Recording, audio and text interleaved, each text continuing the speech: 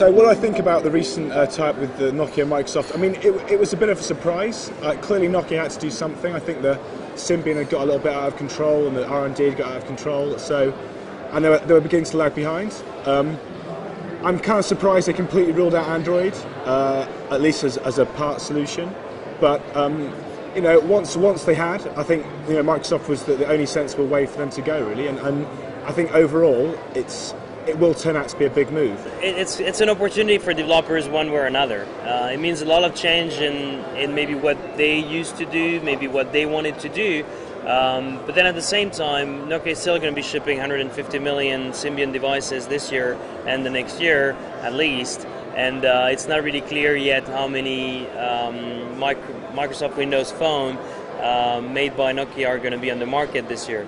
So there is a learning curve in terms of Microsoft tools and so forth, which is an investment for any developer. But if you're a good developer, you should be able to move on to the next step. It's an advantage to have only a small set of ecosystems for developing, and that will force innovation because you don't have to work with old systems that are hard to use like the Symbian was.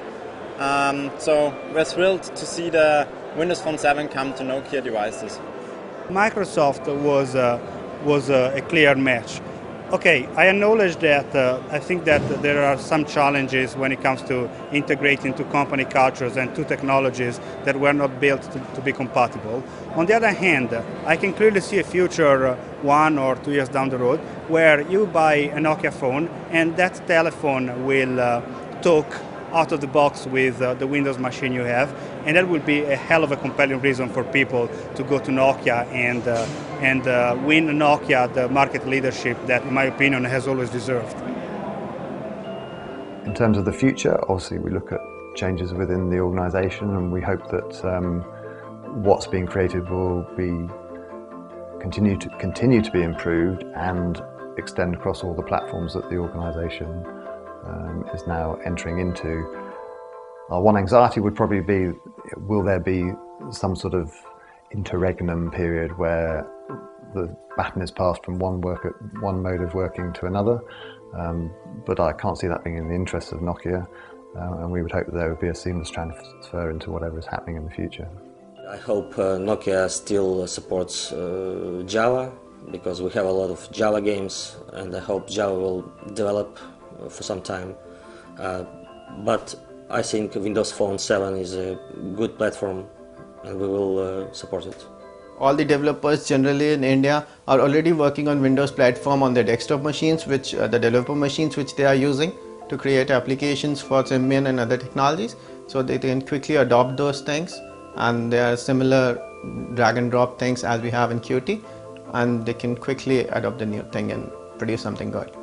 I see it as an opportunity both right on the Symbian, because now I see that a lot of the companies will not have the Symbian developers, which I have, and we continue to develop some of the apps for next 150 million that I expected in a year from Nokia, and then we'll migrate to Windows Mobile and may hit the next billion.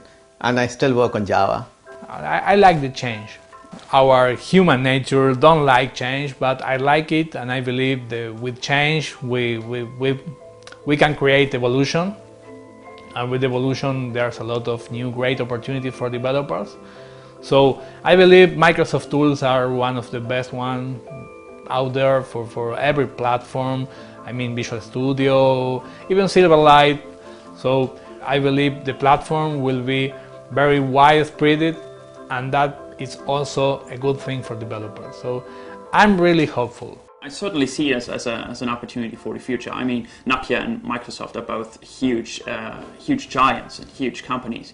So I think that certainly both have the power to really influence the smartphone handset market. So I certainly see this as a future platform.